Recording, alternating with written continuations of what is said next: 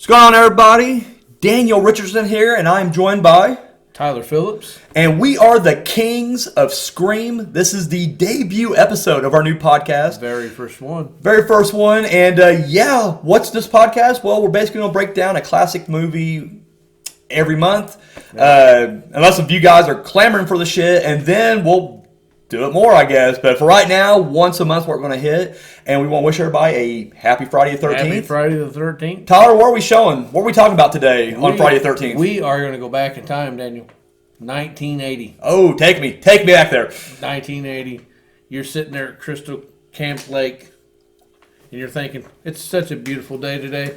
And then people just start dying. It's a tale as old as time itself. So we're going to be talking about the original, the classic Friday the 13th. For those of you who don't know about Friday the 13th, it follows a group of camp counselors who are trying to get this camp reopened. And yes, as we mentioned before, Camp Crystal Lake is the camp in question here. And as they're trying to reopen it, there's been a lot of bad luck that has followed it, which hence Friday the 13th, day of bad luck. But, there's been fires in the past. The water supply has been poisoned before. We've had deaths at this camp as well. And now that we're getting a new one open, they're optimistic to get this thing up and running. However, there's a killer out there. Who could it be? Well, we're going to find out. So, Tyler, let me just ask you on a personal level, because I don't want to be that podcast that's like blow by blow, scene by scene. I mean, I'm sure at this point, everybody who's listening has seen this movie. Yeah. If you haven't, stop us right now. We'll be here. Just turn us off, go watch Friday the 13th, and then come back and listen. Go dedicate an hour and 37 minutes of your life. It's a great hour and 37 minutes. So let me ask you, though, when was the first time that you watched Friday the 13th? How old was you? You got a story with it? Like, what's the... Well, I can tell you that the only time I ever got to watch movies like that is when I went to my uncle's house. He was more of the...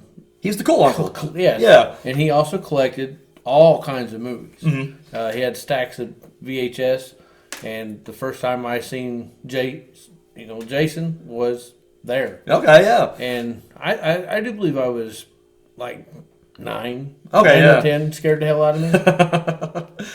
Didn't get in lakes no more. Oh yeah, no. Don't fuck with that. Could not do it, but back then it was really scary. Oh yeah.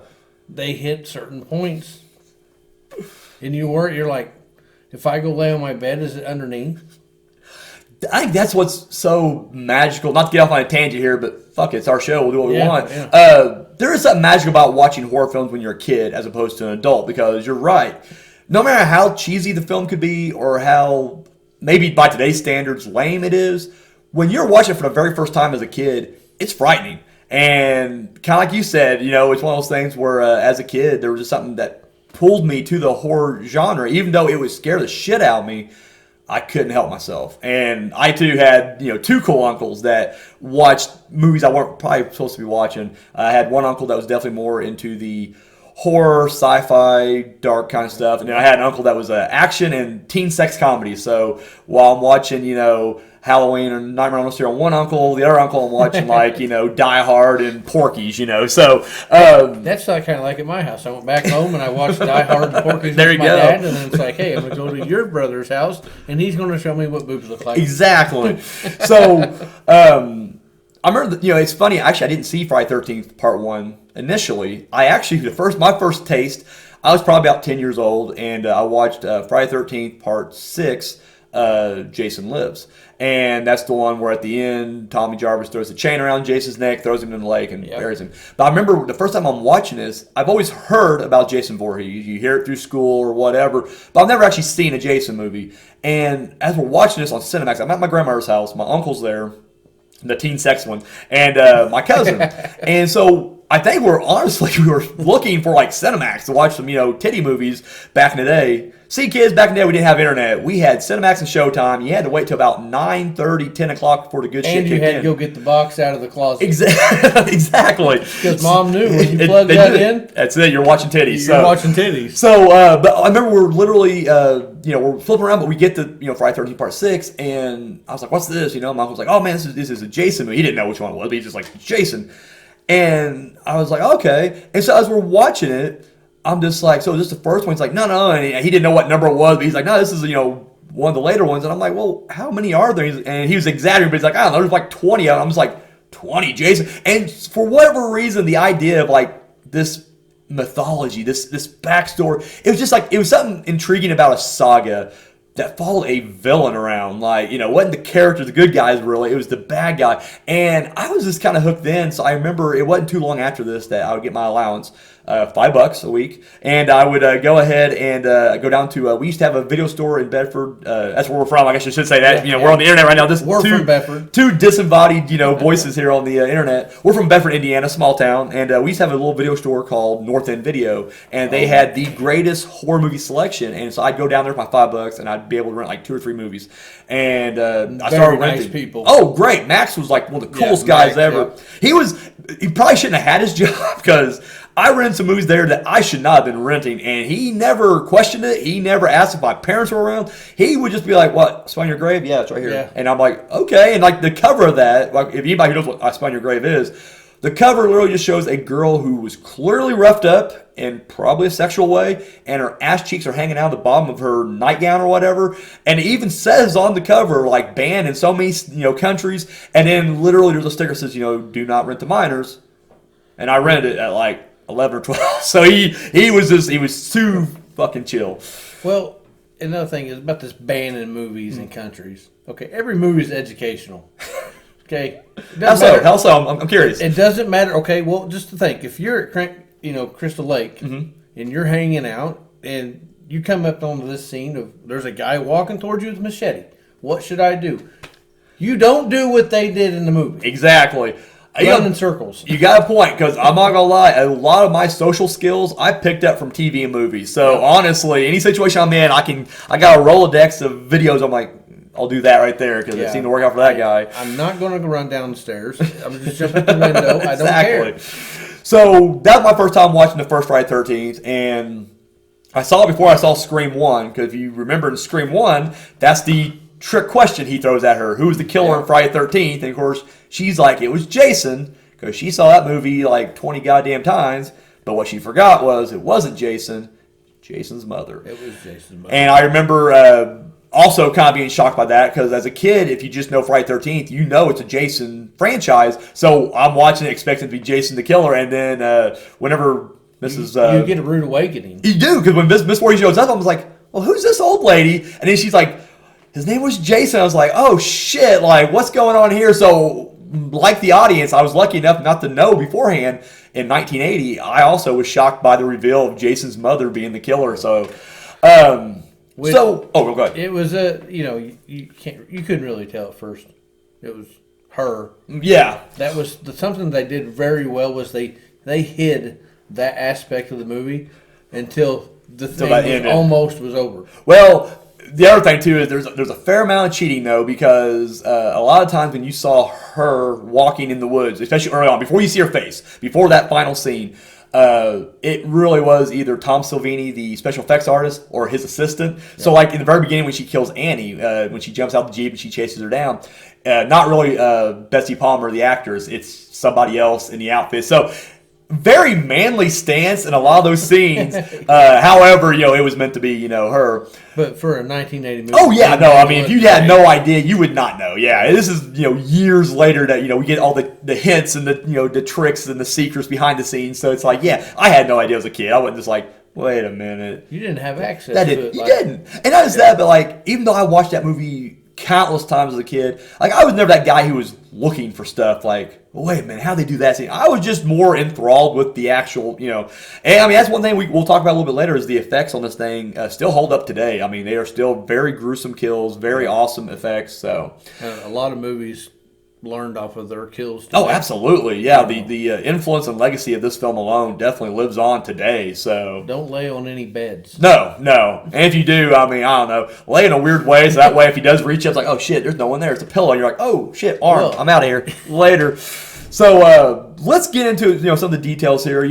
One thing about I want to get into is the actual storyline here. Again, we get this whole background of this camp that was opened in the 50s, and they had to close down because a young boy drowned, and counselors should have been watching him. The very next year, they were out having sex. Having a good time. It's the 50s. It's the 50s. What was she gonna do? My God. So we get a couple who get all horned up singing. What was they singing? Kumbaya. No, it wasn't Kumbaya. It was no. Michael, row your boat ashore. Oh my God. Hallelujah. And dude, like that dude's got an erection. He's like, I'm banging that chick right there, and they were all horned up. However, this is before he put an end to that. Yeah. Took him down. I will say that's one thing I did like. I guess about a killer who has a purpose, as opposed to like the just killing machines that just kill for no reason, is you get that early scene of her walking through and all the kids are sleeping. And if you don't know what's going on, you're kind of worried for the kids, like, oh shit, what's she gonna do with what are they gonna do with the kids? And they don't. They walk right by them because in her mind, the kids are innocent. Her son was innocent. It's the camp counselors who are evil. Yep. And that's something, in later sequels, we'll see like Jason kind of walk by kids too. And he doesn't. He never did. At one point, he does go after one little girl, but then he does get distracted or whatever. And you're always like, well, would he have done something? And I like to think he wouldn't, only because in his mind, he's carrying on his mother's work, But either way, he's still a child. He's still, exactly. In his mind, he's still a child, a child. So we get, like I said, this whole thing of, two camp counselors get murdered the year after the boy drowned, and then you hear that they tried to reopen this camp 2 different times. And once, there was some bad fires. Another time, there was like some kind of tainted bad water or something. Yeah. But here it is, 1980, and they're going to reopen this thing again. And we send in people that can clean it up. That's all they're supposed to do, just clean it up, get everything ready. Let's talk about the guy who's running this. Steve Christie is his name, with the porniest stash I've ever seen. And then the dude literally just bare chest in his chest hair, and he's wearing short shorts. I guess, goddamn, it's the 80s. Jean shorts cutoffs, and he's got himself a little don't forget about handkerchief around his right there. Yep. And right off the bat, he looks kind of goofy, but you don't think none of it until you find out that he's banging one of the counselors. Now, these counselors are never said to be underage. I'm going to assume this is a summer job, probably an after high school job, so we'll assume everybody's 18. Still doesn't make it any less creepy. It's like, he's definitely banging Alice, and you're just like, ugh. The visual there is enough to roll your stomach a little bit. What do you think about Steve Christie, the leader of the camp counselors here? There for a minute when I first, went back and watched it, I had to really remember who he was. Because at first I was like, this guy, maybe he just looks like somebody's getting ready to die off in an hour. He's going to be dead. And then he turned to a corny side, which the counselors loved. Oh, yeah. I mean, he knew what buttons to hit. It's 1980. I'm going to, put the corny stuff out there. And then wearing the short shorts, no shirt, with a handkerchief around his neck. I mean, come on. Yeah, he had that, I don't know, it's like a cross between like a pedophilic porn star and Fred from Scooby-Doo, I guess. Like, you just combine the two and then add the short shorts, and you're good to go. So we got our camp counselors here. We got a whole group of them, and I think there's initially supposed to be like 10 or so. 7 or 10, I can't remember. Annie never makes it to the place, obviously. However, we do, and I will mention that's one thing I think is really funny is watching it so many times, when you get those POV shots of the killer looking, it cuts too much between the killer at the camp and then picking up Annie and then back at the camp. And it's like, how much gas is she wasting out there? Going back and literally, because at one point when she's spying on Alice talking to Bill, like, hey, you need to go do something, get gas for a generator or something like that. Yep. And so as she's walking back, she comes close to the camera but then walks on. And then we cut to Annie getting picked up in the Jeep, and I was just like, well, shit, the killer was just at the camp. Like, so anyways, and that happens a lot. How many gas stations are in between that? Exactly. and it happens quite a bit in this movie where it's like, I don't know, the killer will be stalking some kids, and then we'll have other kids over here, and you're getting a POV shot there, and you're like, are you really just running around? Like, and I guess that's what a good killer does. You're keeping an eye on everybody, but it's just like, and you only had one cop that ever drove through there. That's it. Just that one guy. Just that one. Well, no, you had two. Remember, you had the deputy on the motorcycle that showed up. sit on Tonto. And then you had the cop that picked up Steve on his way to, which again, I don't know where the hell Camp Crystal Lake is in correlation to the town. Apparently really far the fuck away, because literally Steve Christie, it takes him like 3 hours to go to town, come back. It's just like shit. Well, it's the middle of the woods in New Jersey. It is the middle of the woods in New Jersey. Who knows?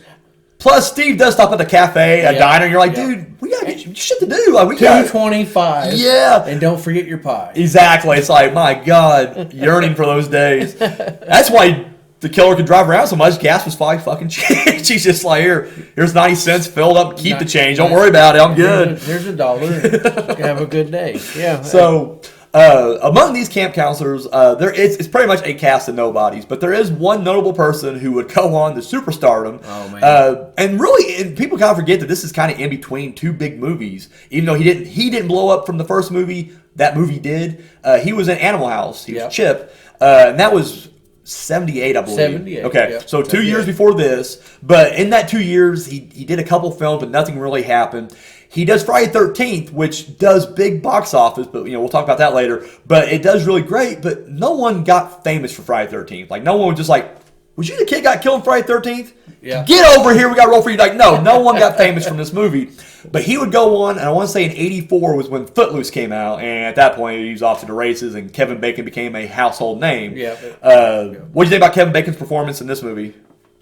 It was short. Mm-hmm. It was, but I think he did a good job. Yeah, I think he's very likable. He didn't, like you said, didn't have a lot to do, but with what little bit they gave him, I mean, he wasn't annoying. Yeah.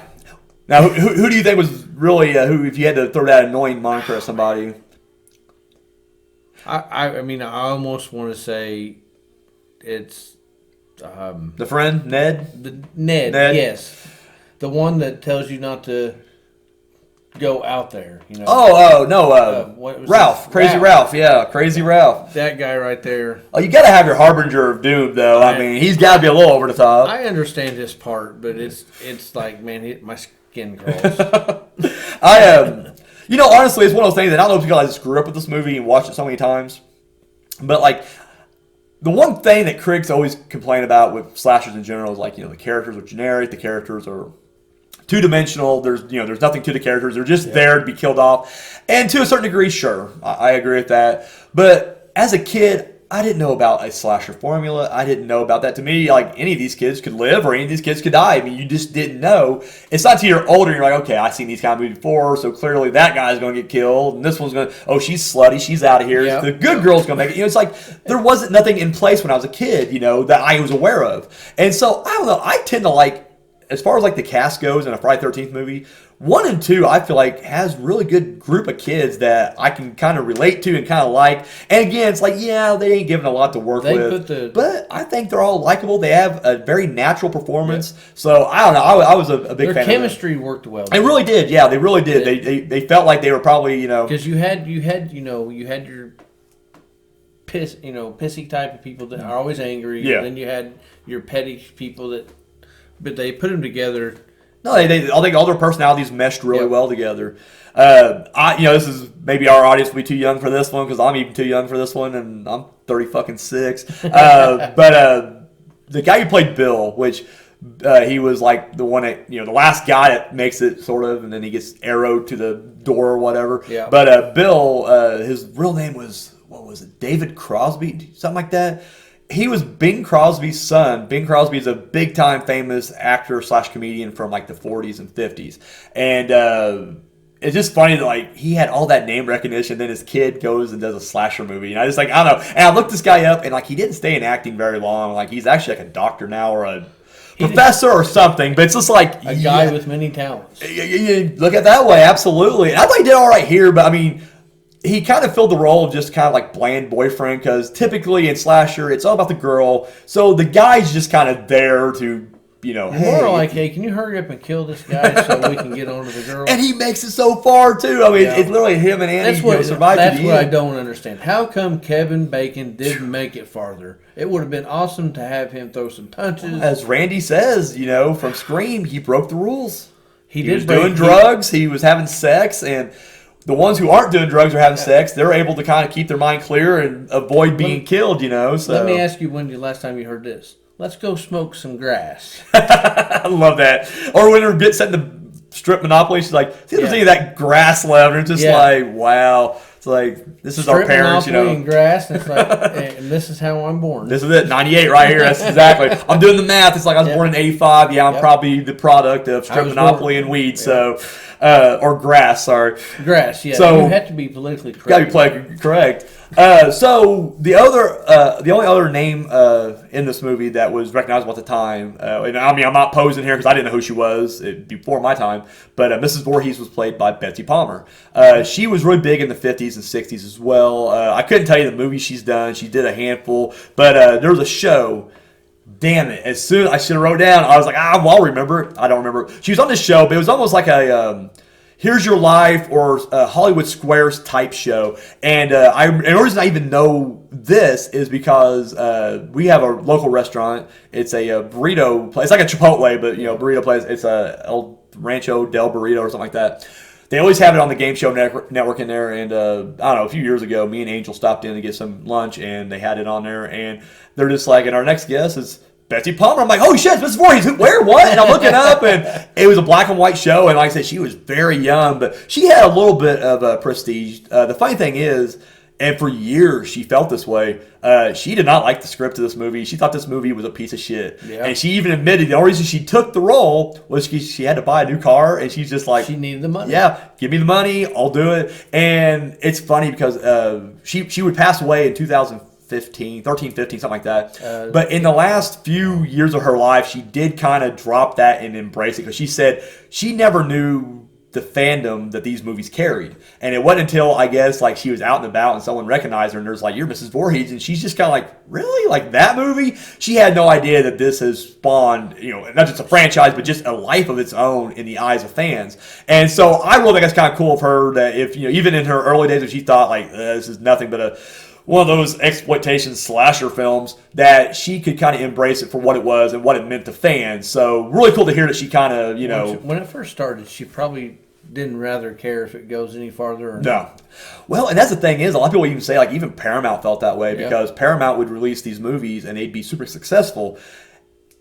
But yet, there are movies that they're pushing, like, no, don't worry about Friday. But look at this new movie we got coming out from Paramount, and then it would bomb. And everybody's like, yeah, but Friday 13th is doing really great. And they almost was embarrassed that a horror franchise would do so well. And that's why when the MPAA started really kind of hammering home, you can't show much violence later in the 80s, when those movies started doing a little bit worse, then it gave the excuse they needed to get rid of it, and it would eventually go to New Line Cinema and everything. But, but these early days were off to the races. In fact, this was the high, I believe. I mean, if you're going to put standards on movies, they should put caps on everything, not just a certain category. Oh, I agree, and that's always a double standard with the MPAA, or I guess the MPA now. But I mean, if it's a movie that they don't deem okay, then it's like, well, that violence is bad. But over here, that's good violence, because it's got a different kind of message, and it's like, they always played fast and loose with that.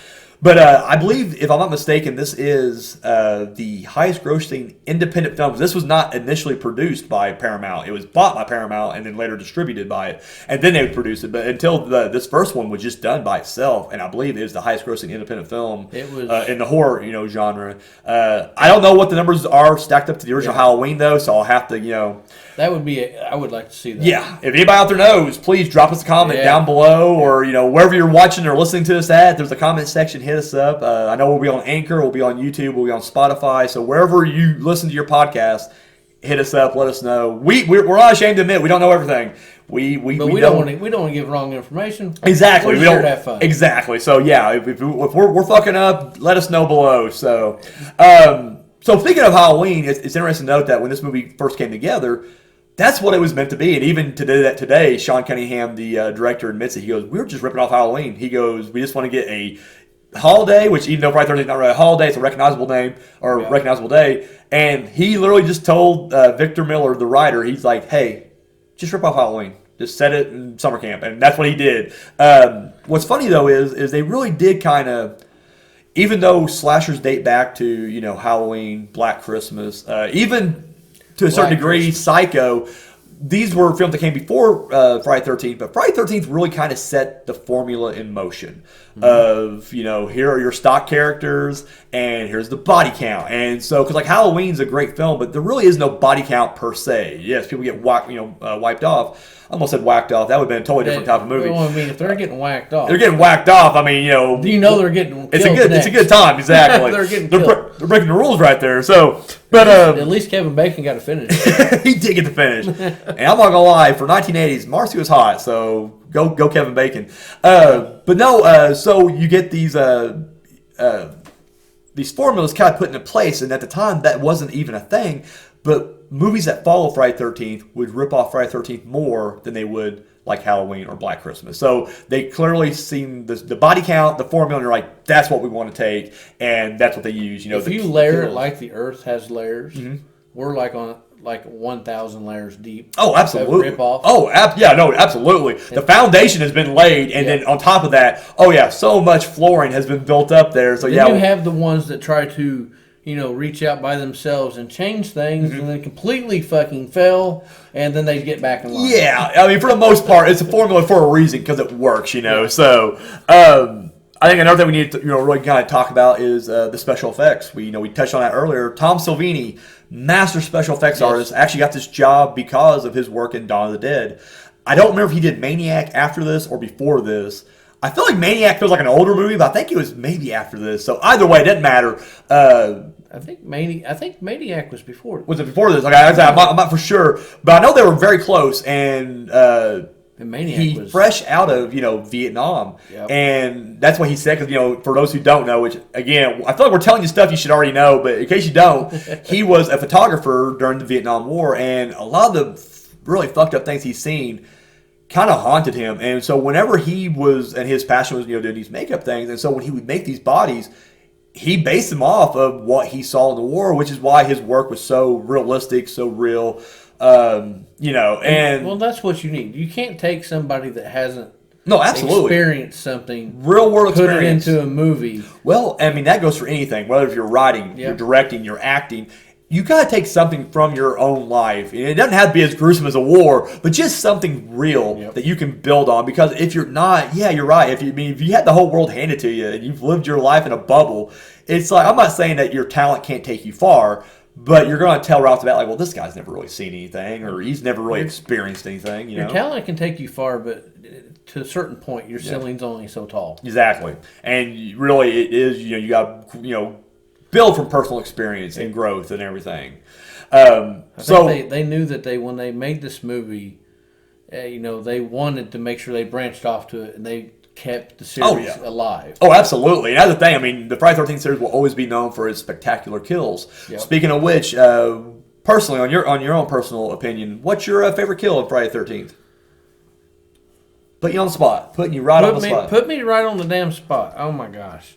I'd have to go deep into my archives here. Just part one. Just part one. Yeah. Just part one. Just part one kills. Yeah. I'm going to say I liked how the mom died.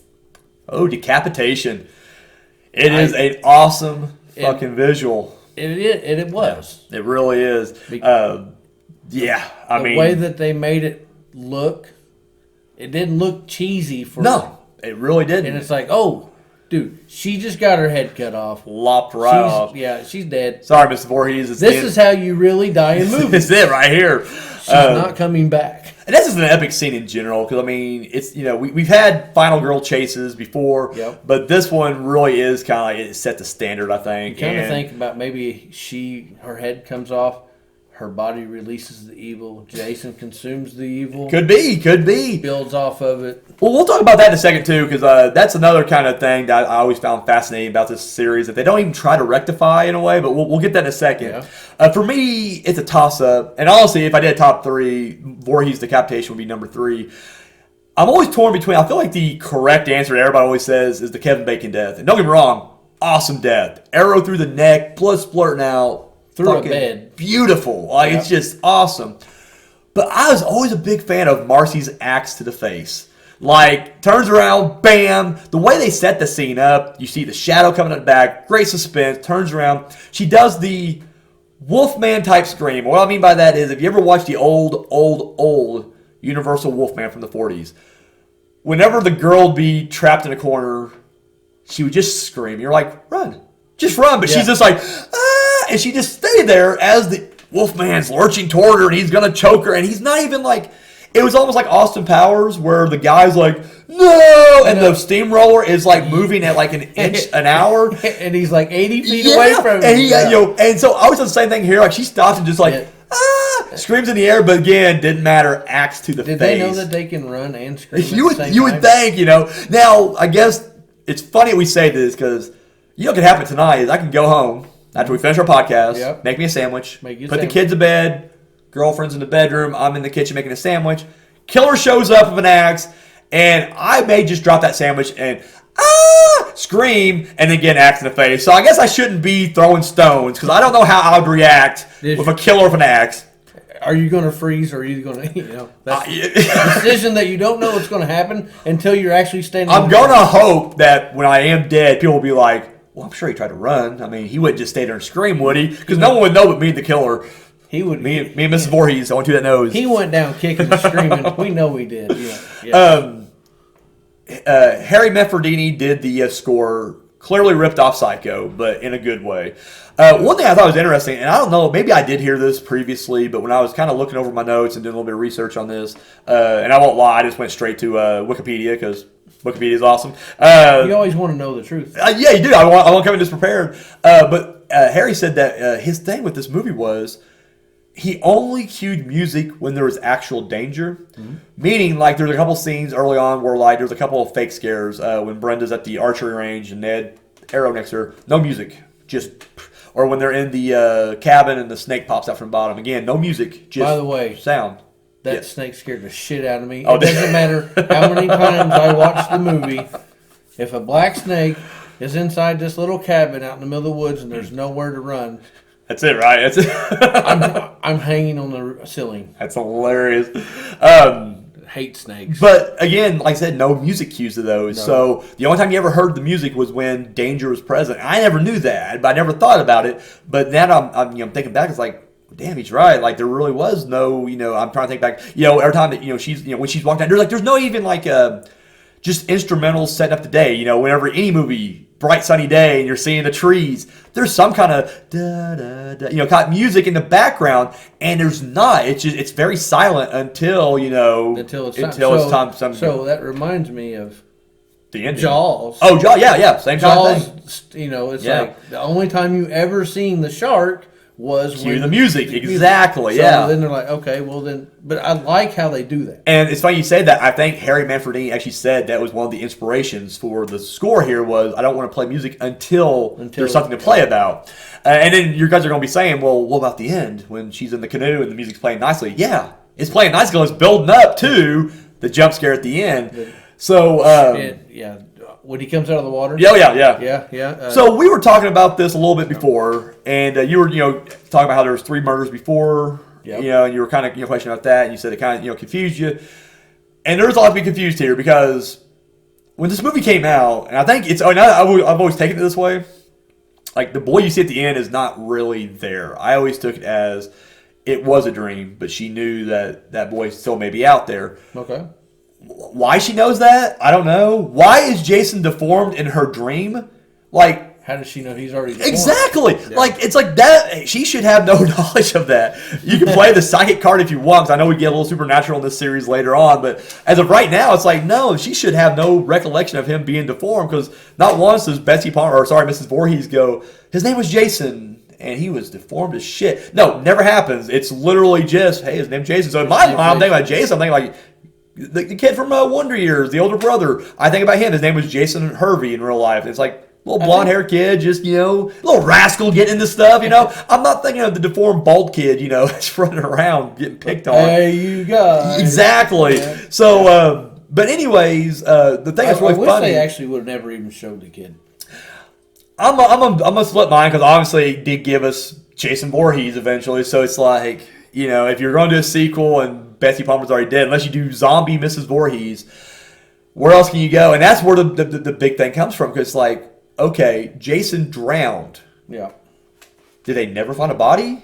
Because I'm thinking to myself, if Pamela Voorhees is just like, my boy drowned, and there's the body, let's put it in the casket, let's have a viewing, and after the funeral, and put him in the ground, then Jason was always a zombie. But that's not the case. Everybody will maintain on the internet that Jason does not become a zombie until part 6, when the electricity, lightning, strikes the metal rod, brings him back. Yeah. So from 2 through 4, he's a man. He's just a guy who can run too. And so it's one of those things where it's like, okay, so then what happened then was, she's like, where's my boy at? And they're like, I think he was swimming. He drowned.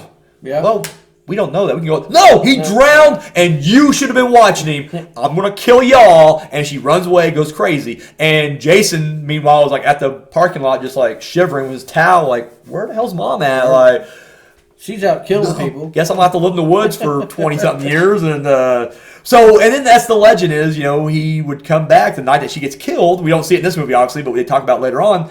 And he sees his mom get beheaded. And it's just again, why didn't he just go, hey, Mom, I'm over here. Like, you don't have to be crazy anymore. I'm right here the whole time. I like how they continue it though.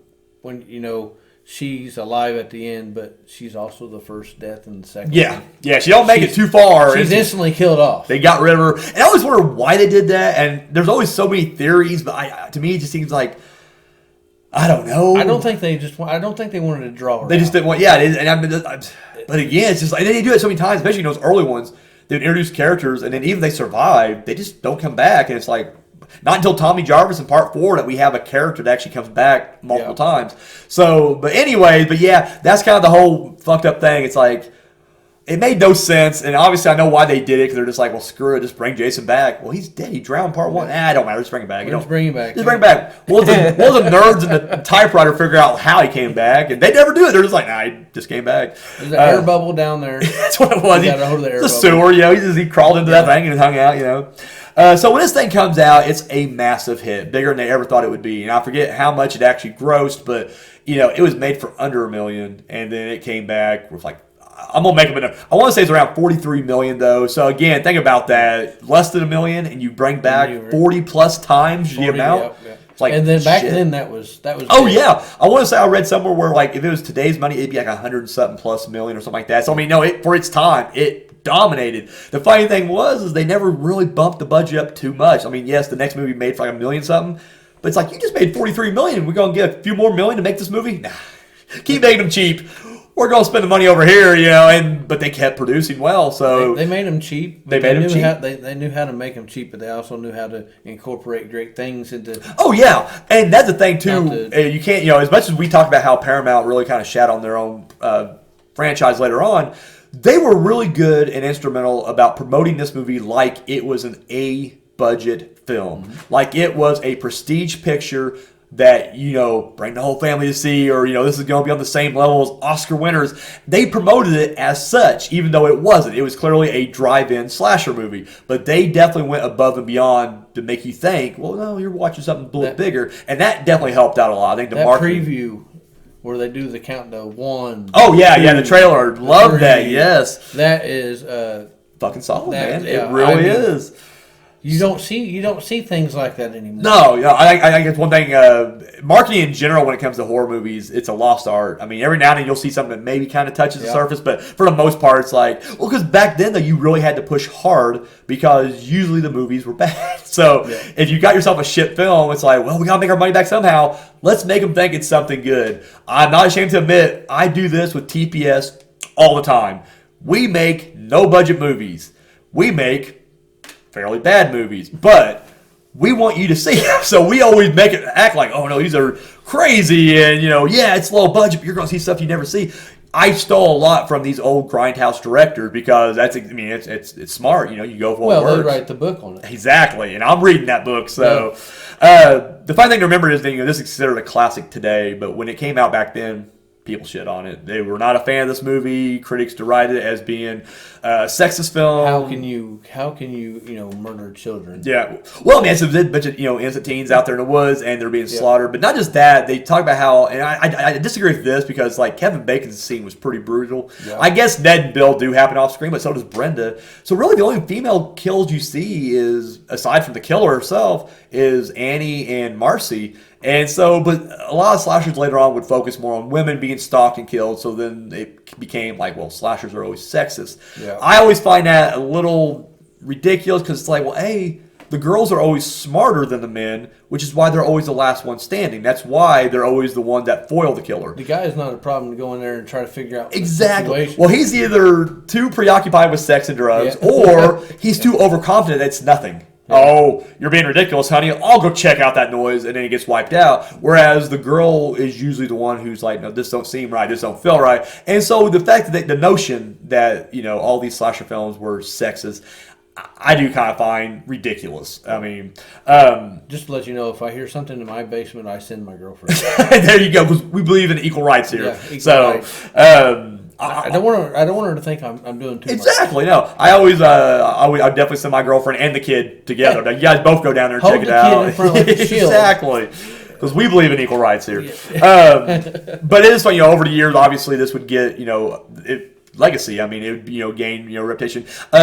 It's funny, though, because, even it seemed like it was like a roller coaster where initially it was all down and no one liked it, or critics didn't like it, not fans, but critics. But it seemed like, 90s and up, it's considered an all-time classic. But it does seem like in recent years, I've been seeing more and more, I guess, negative reviews from today.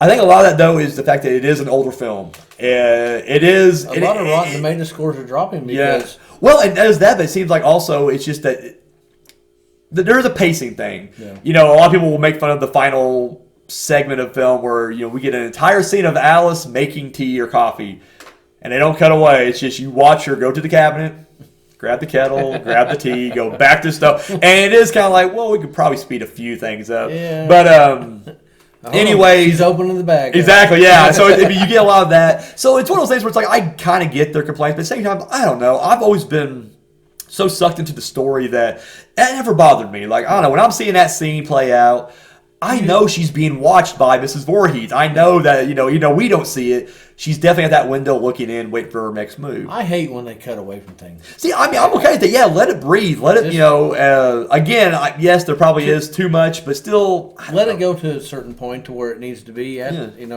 I don't think they get so much respect these days. Agree. I think, a slow burn, there's nothing wrong with it. To get to everything. And it's like, we're going to do this and this, and then we're going to get to the end of the movie and we're done. Well, that's the thing, and then they complain about that. Well, that's just too short. You guys didn't do anything. You just all killed, no story. And it's like, well, you can't have it both ways. You really can't.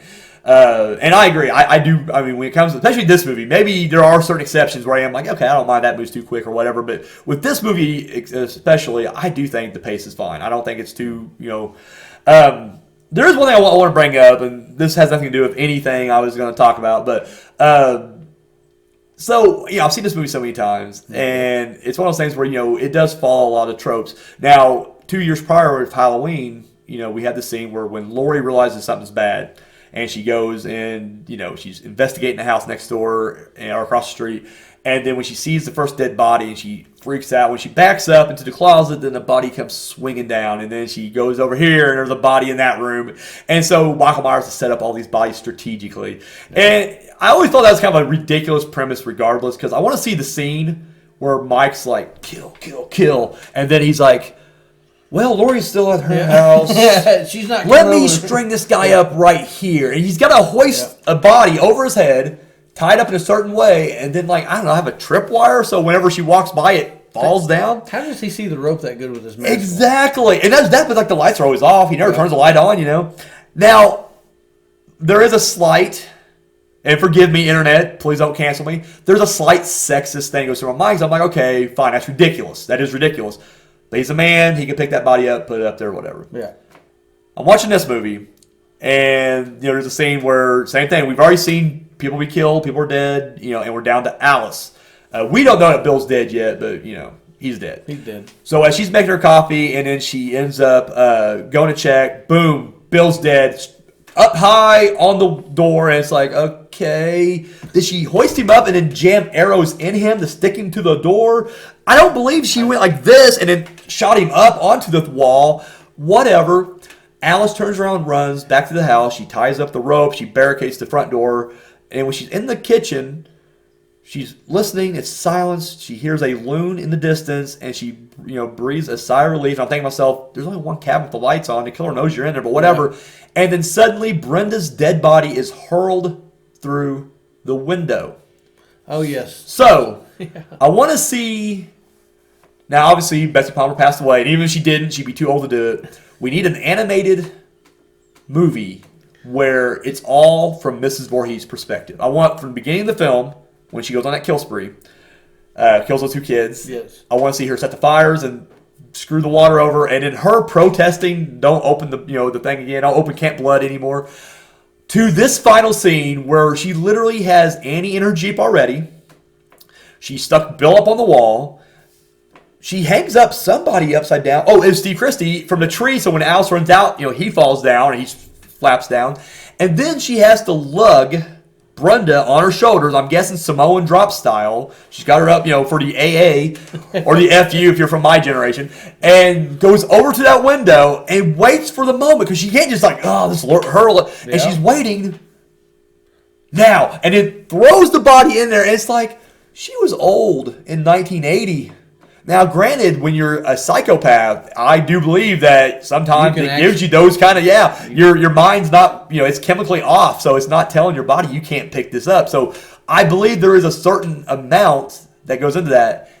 However, the visual of Mrs. Voorhees and her oversized puffy sweater picking up Brenda's dead body and just hurling that corpse through a window, I don't know. I find it hilarious. I think her knee collapsed. She went down hard. I guarantee it.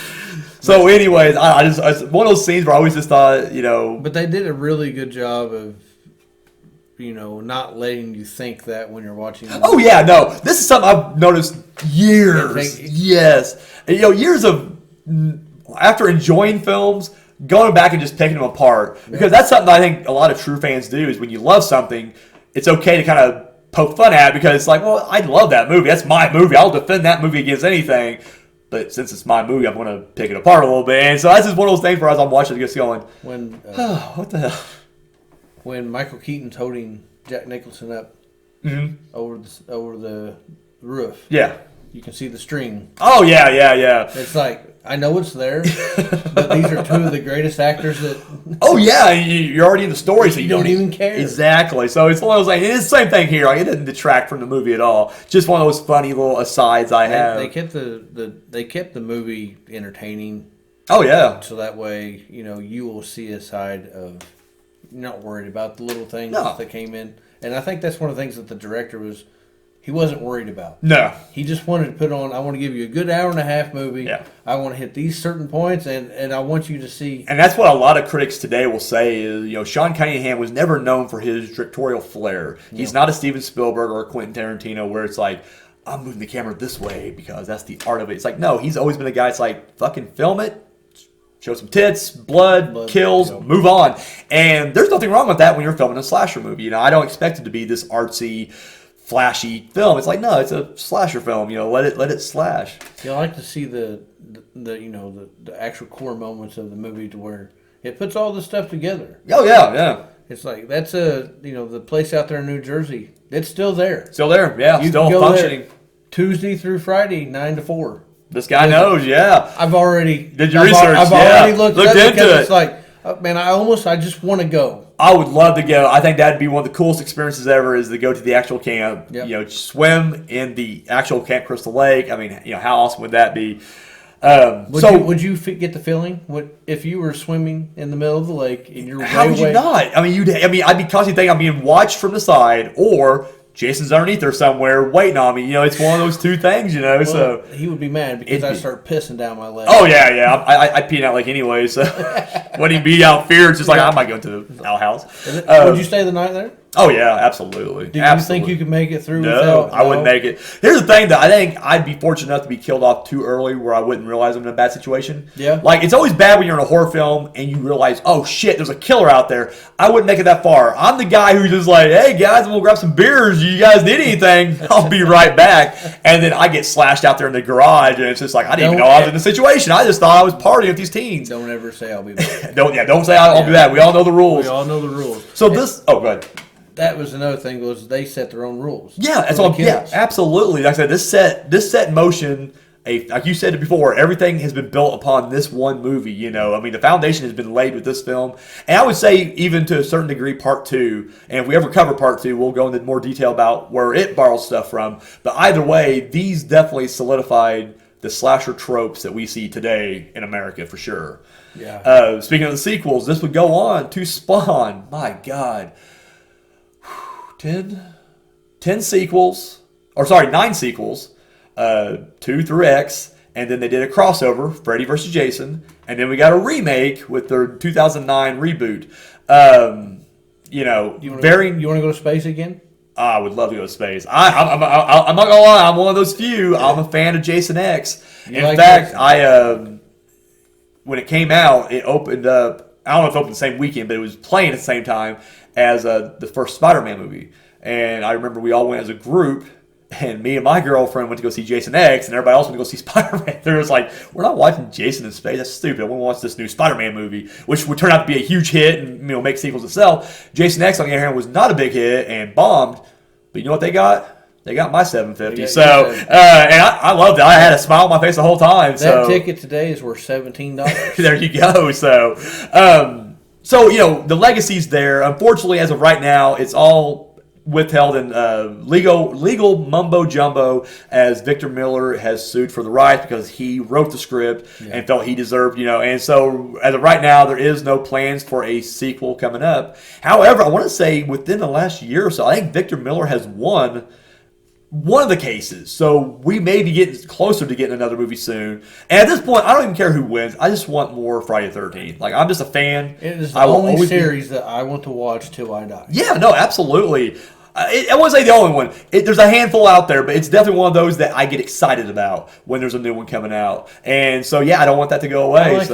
I think they do a really good job when they start bringing in new people with new imaginations, new creativity. Yeah, I agree with that. I think, to keep it from getting stale, I think that's the problem. I mean, not really a problem. I love the first 4, but they're all the same. You could put the first 4 together in one movie. That's what they did with the reboot too. I mean, they basically just took all the the elements of the first 4, and you're like, here it is. So no, I agree, and I mean, I would love to see a new Friday 13th for a new generation. In fact, it would be the 13th film, and that's going to be a special one. So it's like I want to see that hit the screen. So to kind of wrap this up, because we've been kind of talking about the movie itself, let's just get into our own little mini reviews. What are your thoughts on Friday 13th, the first one? And just kind of give us your thoughts and your little review of it.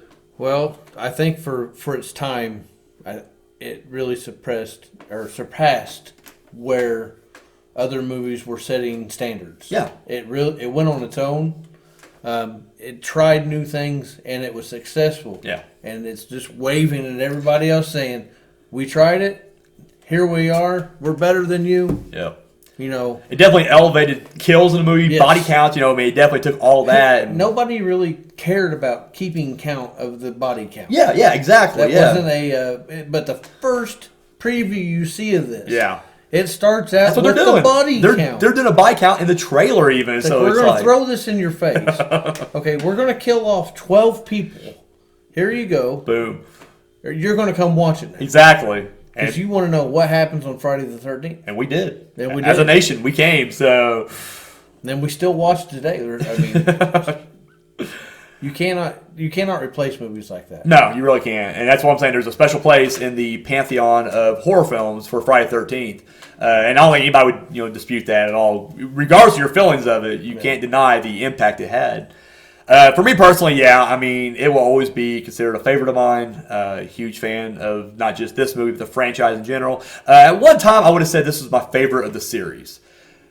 As years would go by, 1 and 2 kind of flip-flopped a bit. But in my older age, I got to say, Part 5 is my favorite because Part 5 is the sleaziest, has the most hits, the most ridiculous kills, and honestly is just the most batshit crazy with the side characters. Like, just random people just doing cocaine for no reason, and waitresses flashing the camera again, no real reason, just it's showtime, popping their tits out in the gas station bathroom. And to me, Friday the 13th Part 5 is the most Friday the 13th movie out there because it's like everything that the mainstream critics think. I mean, I'm sure you get this too when you tell people you like you movies like this, they lump them all together like, oh, it's just one of those kids go to camp and get killed off. They're all the same. And it's like, yeah, but there's differences. You can sit down and explain the difference between each of them. But Friday 13 Part 5 is like that one. Like, that's the one they probably think of in terms of like, it's just nonsense murder for no reason with excess blood. I'm going to have to go back and watch number 5.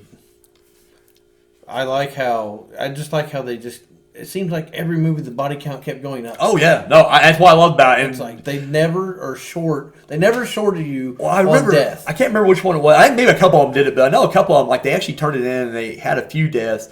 And the studio was like, no, we need 13 because this is a Friday 13th movie. Bump them up. And so they literally just started filming extra scenes that had nothing to do with the movie of just people getting murdered because it's just like, that's what the fans want. And they're right, because, I mean, I'm not going to lie. I'm all about that, body carnage. I love it, so.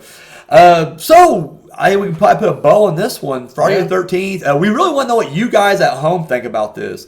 If you're an old school fan who grew up with this, let us know. Why do you love this movie so much? Do you still watch it today? Yeah, I mean, that's the thing. A lot of these movies, that's how they stand that test of time. Is do you pop them in from time to time? Can you go 10 years without watching it, or are you kind of once a year? You know what? Friday the 13th, or one of them, pop them in. This is probably one I probably watch once every 2 or 3 years, probably, if I'm not exaggerating or trying to inflate the numbers. Yeah. Which ain't bad. Like I said, that's there's a lot of movies I watch right now, so it's one of those things where it's like, if I can. It is 42 years old. It's quite a bit. Yeah, So, but and then for you newer fans out there who maybe never seen it, check it out and let us know what you think.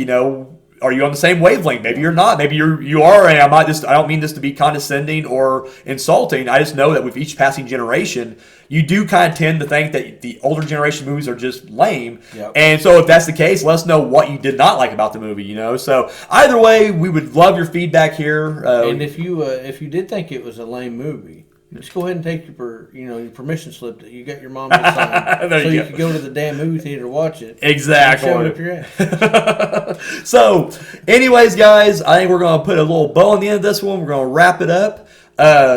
Again, I'm Daniel Richardson. You can follow all of our stuff here at the, if you're listening to this on Anchor, you can check out all of our stuff, YouTube/C/TPS Productions. Check us out on Facebook, Instagram, Twitter. No, not Twitch. We got kicked off Twitch. We got kicked off. We got banned from Twitch. Can we get into that story one day? One day we will. The Kings of Scream Scream will sit down and talk about us getting kicked off Twitter or Twitch. But no, check us out there. Tyler, you got your own YouTube channel. Yep. Go ahead and throw out some information there. Sorry, I got a YouTube channel. Just started. It's very fresh. It's bad. I'm trying as much as I can. I don't want people to think that when I get on there that I have great production. Yeah. So I'm just going to go ahead and tell you, if you compare the very first one that I ever did, okay, it's upside down. You can't even watch it on TV unless you can turn your TV on your wall. Because I forgot to turn off auto rotate, whatever. Yeah. But I do football, and I load content every day, and it's a new project for me. Absolutely. You guys watching? If you guys like watching play-alongs, especially footballs, this is the guy I listen to. Not just that, but in my own personal opinion, the guy is really funny. He'll definitely shine when he's playing football. So check him out. And again, let him know, give him some feedback, Again, he's the first to admit, production may not be there, but I would say quality of content is. So if there's something you'd like to see, give him a shout out. We're called Yo-Yo Gaming. Yo-Yo Gaming. There's a reason for that. I will drop that link down below as well in the description box, so if you guys want to check it out. And then where else can they find you at? They can also find me on TikTok. Okay. Same thing, Yo-Yo Gaming. All right. And TikTok, Facebook. I'm on Facebook Live, and there is a Yo-Yo Gaming page on Facebook. Now, you are picking up quite a few followers through your Facebook and Twitter, am I right? Like, you're actually got a pretty good, strong following there. Yep, I am a part of a group on Facebook. We are 66,000 people strong. Shit. It is NCA. Bro, you got TPS beat right now, because I ain't going to lie. That's impressive numbers right there. I'm one of the 25 founding members. Hell yeah. Of that page.